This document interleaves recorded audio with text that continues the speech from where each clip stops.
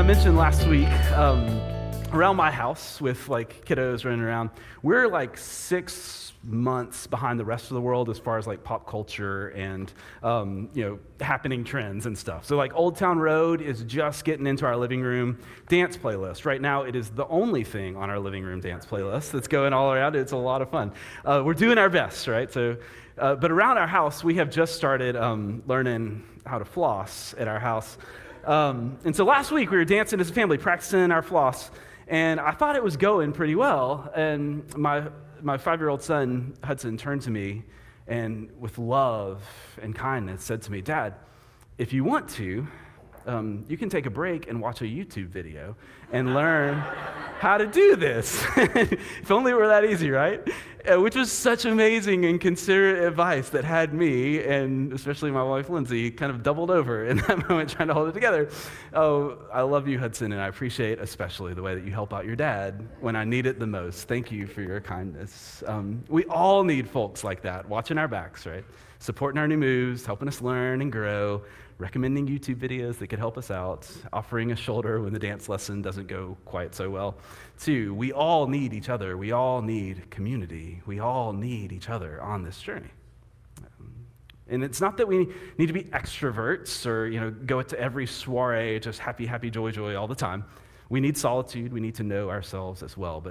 But in community together on this journey, there's strength and wisdom and vitality. There's resilience and openness and selflessness and curiosity and wonder that we learn as we embrace our life together. In embracing what Reverend Dr. Martin Luther King called our inextricable garment of mutuality, that our shalom and our flourishing, our lives in so many ways are bound up together. And in profound ways that we are better because of that. Maybe we're even better dancers because of it when someone helps us out. Here's hoping for that one. As the old proverb says, if you want to go fast, go alone. If you want to go far, go together. And I found that to be true in my life and in my dancing as well. But especially I've found it to be true here in this place, in this community, in Open and in our life together. For each other, for our community, as you come to this place, and because of you offering your authentic self for each other and for our community and for our world, we have gone farther and deeper and broader than we ever could have done alone. And each person who has come has added to that journey and shaped this community and furthered our horizons, and I have learned and grown more in our understanding of the world and of the God of love who is with us. And our call to reflect that love in the world. My faith life has gone farther because I've gotten to do it together with you. And so thank you for that. And so today we're just going to kind of reflect on some of those things. If this is your first time at Open, this is a great time to be here because you'll get to hear a little bit about the heart of this place.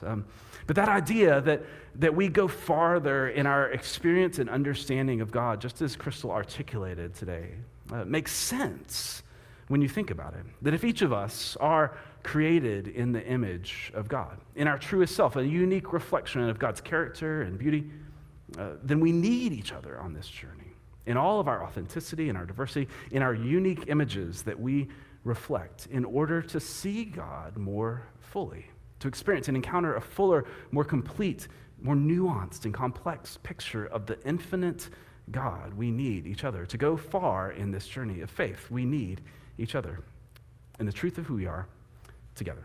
Not conforming to an image that we are not, but adding our own unique image to form that intricate mosaic of the God who is with us in all that we truly are. And that's why Jesus even did not do his whole thing alone. It wasn't just Jesus and like a flock of sheep following behind him. On his journey, he began by gathering a community around him. He gathered disciples and Peter and Mary and Martha and James and Mary Magdalene and more. He gathered a community that was young and old, that was religious and revolutionary, that was fishermen and philosophers and devout and doubters and on and on. His work in so many ways was the work of community building, of building and shaping, teaching us to embody the beloved community of God, that kingdom community where we all belong, a community with love at its center and with love as its call. And that call is there for us together today, right now in our time in important ways. So Jesus, in so many ways, among all of the things that Jesus was a community organizer. He was the community organizer, gathering and welcoming and growing and sending, loving and empowering the community, organizing it around love, that together they might be co-creators of a new kind of community life that has as its character justice and joy and peace and most of all, love. A community that grows in divine ways, as we said a few weeks ago, that grows from a tiny seed, it says in Luke chapter 13. It grows from a tiny seed and grows to become a tree, and all the birds of the air make nests in its branches and find shelter there. That work of growing is not fast. Community building is not a fast work, but it's built to go far. And the Jesus work was built to go far, to go to all people. And so I was talking with a friend one time about this community vision of Jesus, a friend who didn't really do the churchy thing. And he said to me, the problem, I think, with organized religion is not organized religion. It's what religion is organized around, he said. And so if you're going to be part of building a community, just organize it around the right things. And that statement just reverberates in my head so often. But it's been beautiful to see that in this place and in this church, that this community open that we're reflecting on today has tried from the beginning and every day since, and every person who is a part, to try to center ourselves around those things. Not that we are at all perfect, but that we are seeking to try to keep at the center those right things. And so what is that? What is the center of all of this life we're invited to? Is it donuts and coffee? Is that what we organize around when we gather together? That sounds like a good idea. Yes. All right, sweet. Cool. So we probably need a whiteboard to write down all of our ideas on this. So, what is it? What is it? That's a great question. So funny you should ask. Luckily for us, someone asked Jesus this question, and Jesus answered it. Jesus doesn't answer every question that comes his way, but he answered this one. And so one day, Jesus was just like chilling, doing his thing, just riding his donkey down Old Town Road or something like that. And the scholar in religious law and all of the technical things about the religious practice of the day, scholar of religious law came to Jesus and asked a question. Said, "Teacher, which commandment in the law is the greatest? What is the center of this religion and faith?" And Jesus said to him, "You shall love the Lord your God with all your heart, with all your soul, with all your mind. This is the greatest and first commandment." And everyone listening was like, "Yep, I knew that one." But Jesus just keeps going. He doesn't stop there. And he pulls together something that no one else had at that time. And he says this. He says, and the second one is like it. And this word in Greek we hear as like means the same. And so the second is the same thing. You shall love your neighbor as yourself.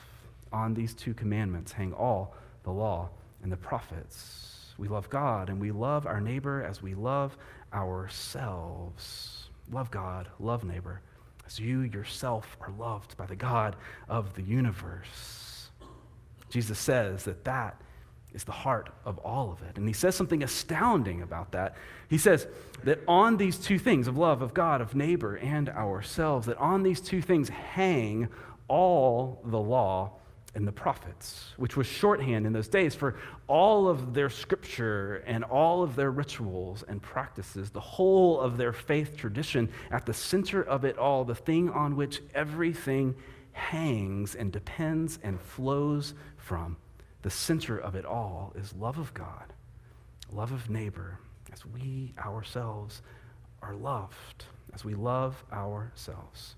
At the center of it all, at the center of it is this love that extends in every direction and permeates everything. That is what this thing is to be organized around, what we are to hang it all on, period. And so that's actually why we do have donuts and coffee in this place, because we love each other, and that's one way of conveying that to each other. So when this community began to form, in those first gatherings, when we were beginning to seek what we hoped would be the center of this community, all of us had our own stories, our own baggage and experiences and history and questions. We began to ask the question, what if? What if the center of this community, insofar as we are able, with God at work within us, could be different? And we took the opportunity to learn from those experiences, but most of all, we just took the opportunity to try our best to learn from the best of what we know of God's heart and the way of Jesus, and from each other on this journey together. And we asked that question, what if? And so we went back to the center of this message of Jesus, love of God and love of neighbor as we ourselves are loved. This message of love is to be at the center of everything, and especially the community gathering in this place. And from that heart, we wrote down 2 values that kind of became mottos around this place. You may have seen them before. It says this, open worship, radical love, uniquely Denton. And we chose those 2 things intentionally because we wanted this place to be a place of radical love in every way, but especially in this. That word radical, as we've said before, we say it around here at times. The word radical comes from the Latin radix, which means root.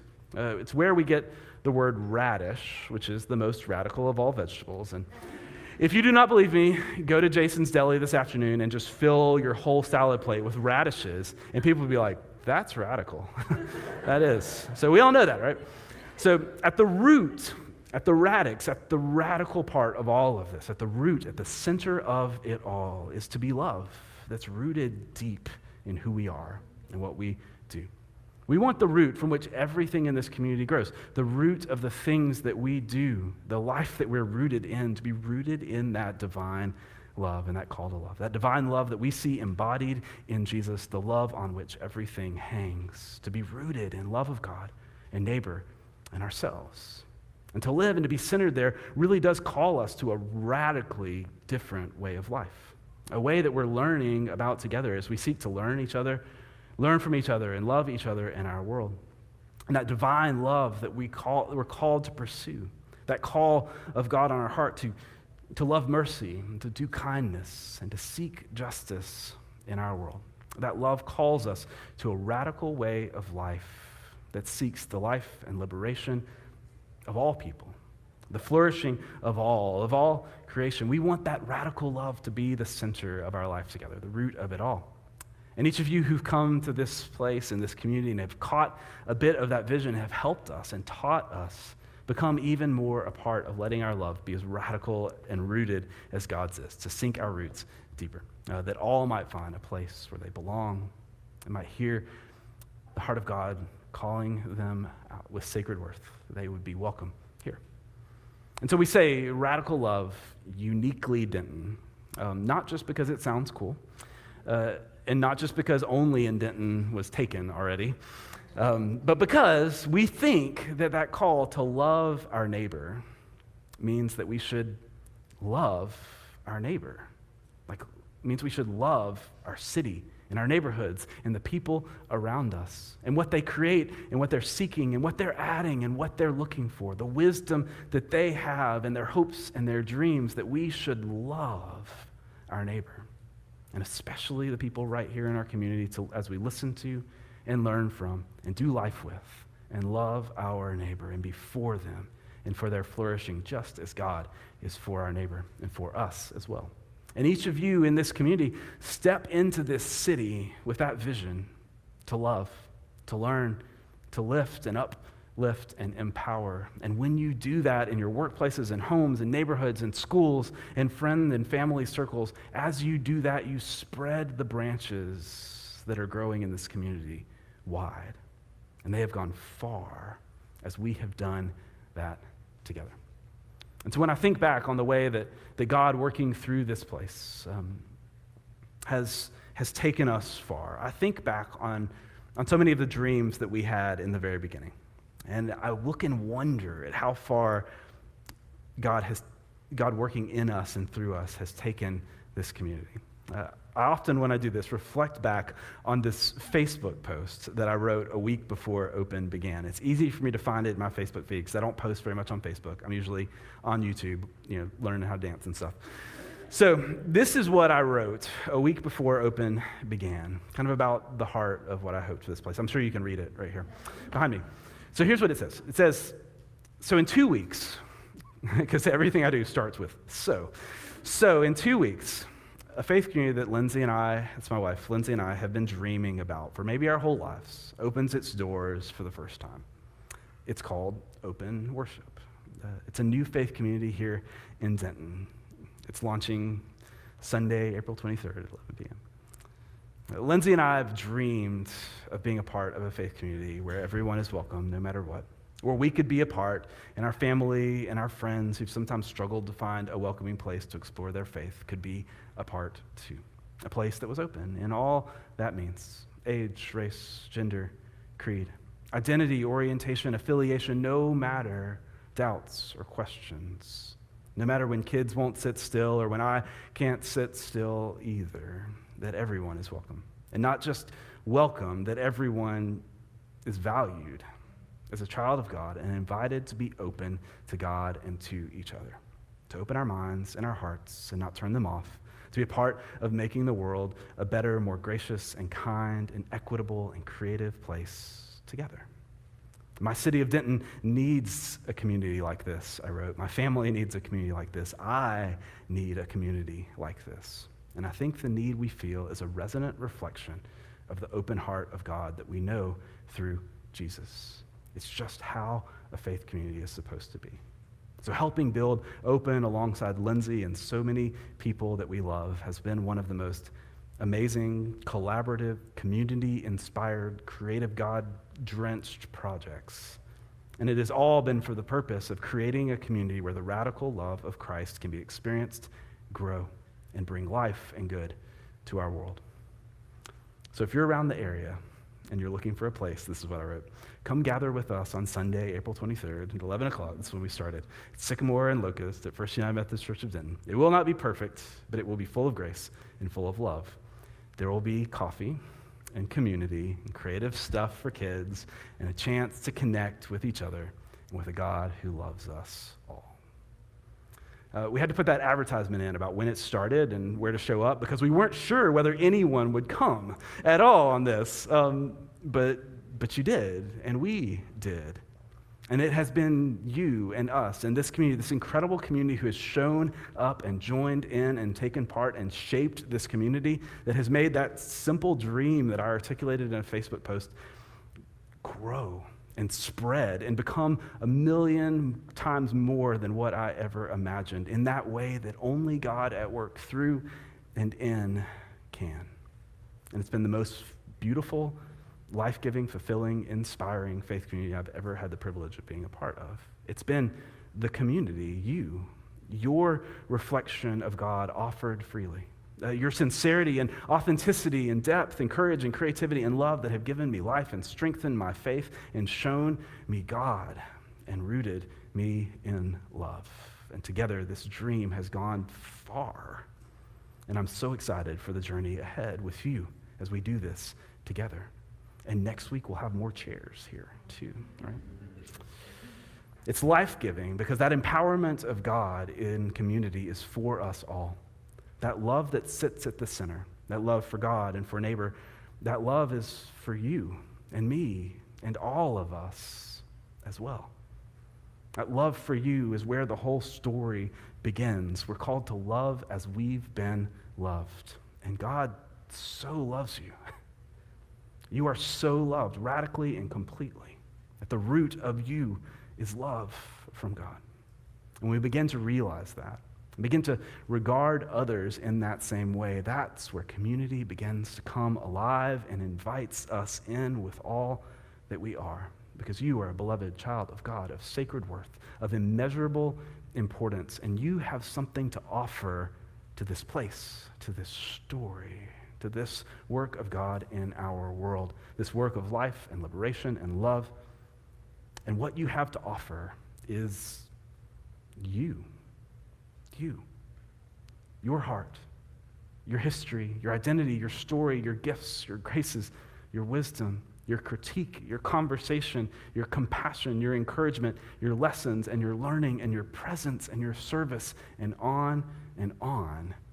You, your unique reflection of the image of God, is exactly what this community needs. As the early followers of Jesus described it, you are part of a larger body in which each part is indispensable. And using that metaphor, they said this: each part of this body, when it is working according to how it is made, helps the body grow in love. It's all of us being who we are, that intersection of divinity, that this place and all of us grow and go far together. Who you are, as you are, with all you are, that intersected with the love of God that loves all of you, is what makes the beloved community a place of life, a place growing in and rooted in love. So when we were dreaming of this place, we were trying to think of a way to capture that part of the story in our mottos and symbols and things of that transformational beauty of authentic community, of each person offering their reflection of God to the greater picture. And so we tried some slogans out. We tried this one: open, radical love, uniquely Denton, a bunch of incredible people who may not realize it but are of sacred worth, immeasurable value, and by offering who they are authentically together, help make this place a transformational, life-giving community for all.com. That URL was available, believe it or not, but unfortunately it would not fit on a t-shirt, so we had to rethink things in this. And so instead, we turn to sometimes the only thing that can really convey this. We turn to the power of art. And you find that story in the open logo that was painted by our own Emily Stewart. But you may not know what that means and what this symbol symbolizes. I've actually never talked about this symbol and what it means from the stage before. And so are you ready to know the story behind the open logo? Down for it? All right, cool. So go with me here. This logo is based on an Enso circle, which is a Japanese calligraphy and spiritual practice in which one seeks to express and be themselves in full. To paint an Enso circle, you still your mind, you open your heart, you put aside your preconceptions and your inhibitions, your attempts to be perfect, to be something that you are not, and you simply paint a circle. And that circle at that moment is exactly as it should be. Somehow, that act of creating represents the true you, the depth of your spirit and the truth of who you are, intersected by the God who is painting it with you. That intersection of you, the artist, and the divine artist who is at work in us and through us. Nothing more, nothing less, yet profoundly sacred in its authenticity and its simplicity. The beauty of the circle is the beauty of simply being what it is, just as you are a beloved child of God, beautiful and sacred in full. And so when you paint these, you can close the circle, but leaving it open represents being still in process, being still open, still unfinished, and being transformed even as we are beautiful and complete right now. And for me, that is the story of us and of the God who loves us. But it becomes even more when that one circle is joined by another and another and another. Each circle different and unique, open and in process, yet perfect in their own way. And suddenly one circle becomes a community, and it becomes a work of art, great because of its parts and unique layers and intersections that in some way unveil the greater image that it is displaying. And so that's the logo that you see on t-shirts, on the stickers in your seat. You see it on the wall made out of scraps of wood that we found in a church storage shed, which is very symbolic in many ways. You even see it on the logo on Jenny Bates's leg tattoo, which is probably the most symbolic thing and beautiful thing of all. But most of all, you see it in this place.